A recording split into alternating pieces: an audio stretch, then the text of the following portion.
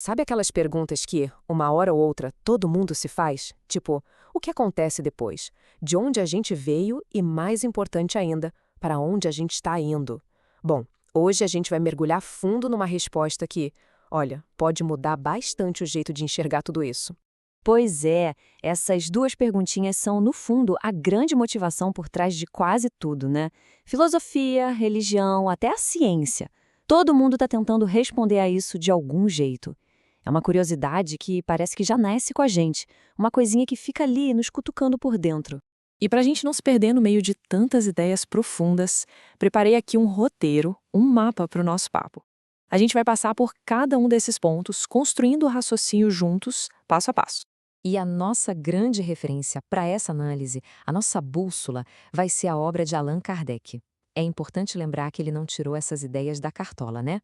O trabalho dele foi organizar, codificar os ensinamentos que vieram através de centenas de espíritos, criando a base do que a gente vai conversar hoje. Então, vamos lá. Começando pelo princípio de tudo.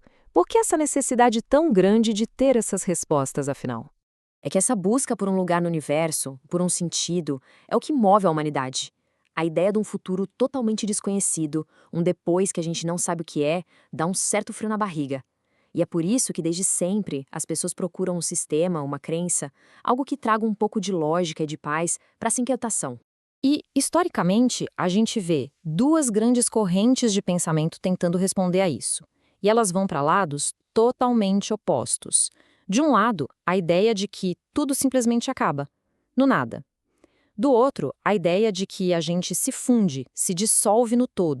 O contraste aqui é fascinante. Vamos pensar juntos. De um lado, tem o niilismo. Se tudo acaba em nada, então, no fim das contas, nada do que se fez realmente importa. A responsabilidade moral vai embora junto.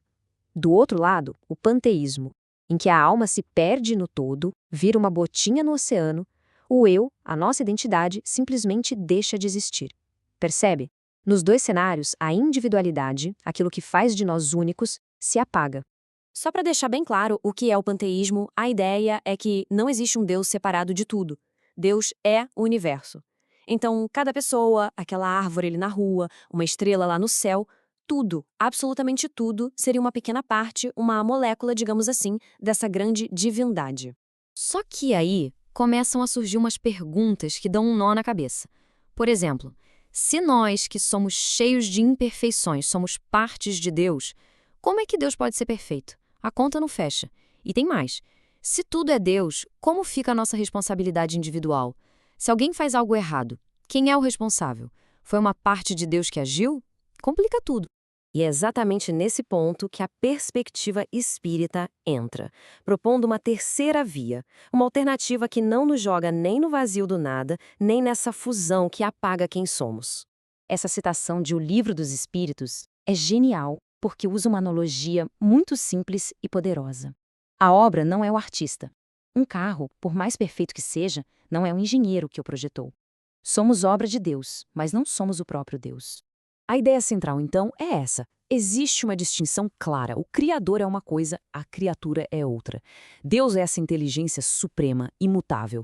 E a alma? A alma é a criatura, uma obra individual, única, com a sua própria história, a sua própria jornada. Ok, então, se a alma é essa criação individual, como é que ela funciona? Como é essa jornada? A definição é bem direta. A alma é esse ser imaterial e individual que habita em nós. É a nossa essência, quem realmente somos. Um eu que já existia antes do corpo, que usa o corpo como uma ferramenta para aprender e que continua existindo depois, sempre mantendo a sua identidade. E aqui tem alguns pontos fundamentais sobre a alma. Primeiro, ela já tem a sua individualidade antes de encarnar. Segundo, ela conserva essa identidade depois da morte. Terceiro, e isso é crucial, ela está sempre progredindo, nunca anda para trás.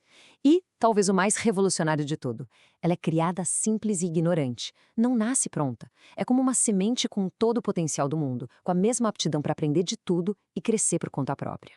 Esse esquema aqui ilustra bem essa ideia de progresso.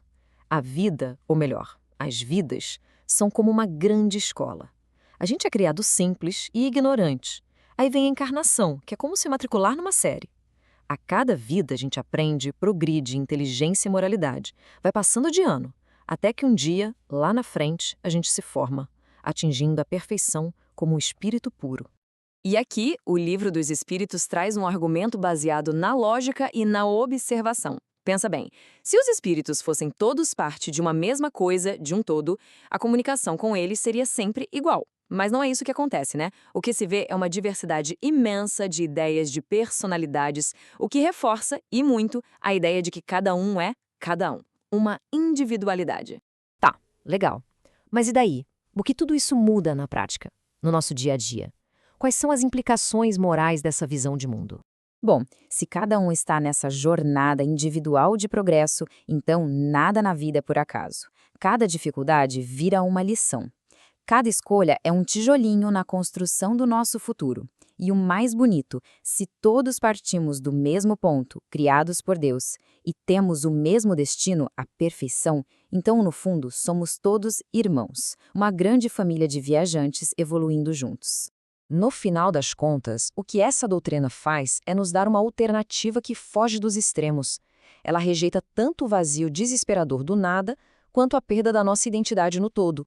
O que ela oferece é um futuro que faz sentido, que se baseia na lógica, na justiça e principalmente na esperança.